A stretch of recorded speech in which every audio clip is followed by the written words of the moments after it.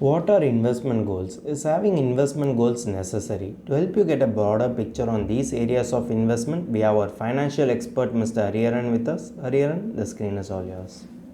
Depends on what is your investment goal. Now, there could be different goals for different investors. For somebody who is a very conservative investor and wants to protect or save his money, the objective or the goal for investment becomes capital protection or preservation of that capital. And if your investment objective is capital protection, obviously the choice of funds gets restricted. You will have to typically look at hybrid schemes, which is a mix of equity and debt, and within that also conservative hybrid schemes, whereas 75-90% allocation will be there to debt. So if you now connect it to your risk profile, which we did few minutes back, there also we said 75% debt for conservative investors. You match both of them now. You are a conservative investor and your objective is to do capital preservation and protection. That is what typically they would want to do. You have certain set of funds that you can look at. Within debt categories, you have something called fixed maturity plans, FMPs. And then if you want to park your money for short term, at the same time, you want to protect that money, you have liquid funds, overnight funds. You want to play safe in debt mutual funds, we have banking PSU funds. Somebody might say that my investment objective is to create wealth, capital appreciation. And I'm assuming most of us would fall in that category. And therefore, you shift to equity funds, growth funds, and you have funds which are market cap based funds. You have sector thematic funds that are available, and you have focus funds. There are various categories within equity fund that you can look at if your objective is capital appreciation. I repeat, market cap based funds, which means your large cap mutual funds, mid cap, large and mid cap, small cap funds, multi cap funds, flexi cap funds, sectoral funds, thematic funds, and focus funds. Right? So these are now your spectrum that is available if your objective is capital appreciation. On the other hand, you could also have somebody whose investment objective is to generate regular income. He or she might be retired. He or she might be a single parent and therefore needs regular source of money to take care of expenses. Example, COVID. COVID taught us that anybody of us could have emergencies. We could face layoffs. We could see cuts in salaries. Our receivables in terms of income could be delayed, and therefore my objective at that point in time could be to generate an alternate source of income. And therefore, what are the options available? We have something called a systematic withdrawal plan, which is the opposite of SIP. You put a large lump sum amount in a debt mutual fund or a hybrid mutual fund, and then start taking a regular income there. So you have SWP options in debt funds, you have SWP options in hybrid funds.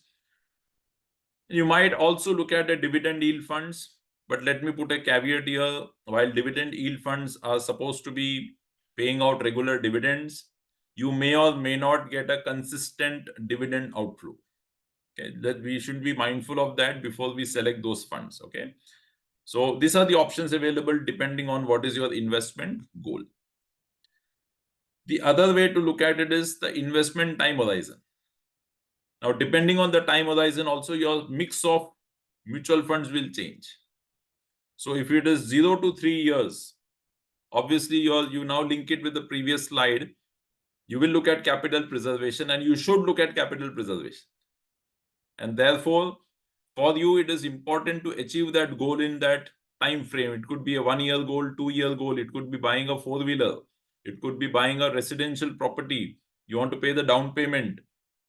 Okay, it could be maybe funding the education for your child in the next 1 or 2, 3 years. And therefore, you want stability there. You want preservation there. You don't want to take a risk. And therefore, the options available are limited more to the safer set of mutual funds, which is debt mutual funds. And within that also, you will typically look at a short duration fund or a money market fund if it is less than 1 year of investment, or the ultra short duration fund. You could have a goal which could be in the next 3 to 5 years. You want to go abroad, go on a vacation. These are called medium term goals. And therefore, the mix of portfolio or the mutual funds in a portfolio will be very different. You could now go to hybrid mutual funds. You could get into large cap equity funds also, because large cap is relatively stable as compared to mid caps and small caps. And of course, you also have debt mutual fund. If your investment horizon is more than 5 years and you have long-term goals, then obviously you get into aggressive growth funds, equity funds, aggressive hybrid funds also. So aggressive hybrid funds are funds that will have, again, 65 to 80% in equities, and the balance will be into debt. So now, if you were to sort of club all these things that we have discussed so far, we started with understanding our risk appetite. We did the profiling. We know we are aggressive, moderate, conservative. Then we said, broadly, we know this is the asset mix of equity, debt, and gold. Then we get into deeper in terms of identifying which funds are suitable. Now, that is dependent on what is your time investment horizon. Two, it is also dependent on what is your objective of investment. Right? So you sort of club out of all of these to figure out which is the ideal mix of portfolios for you. Thanks for your detailed answer. If you have any doubt regarding this or any other financial or investment decision, don't hesitate to book an appointment with our financial expert. The link to the appointment is given in the description below. And also, would you like to know more about finance and investment? Then we would recommend you to attend our live webinar. The link to the webinar is also given in the description below. The webinar is absolutely free. If you like this video, hit like, and if you are new to our channel, please do subscribe.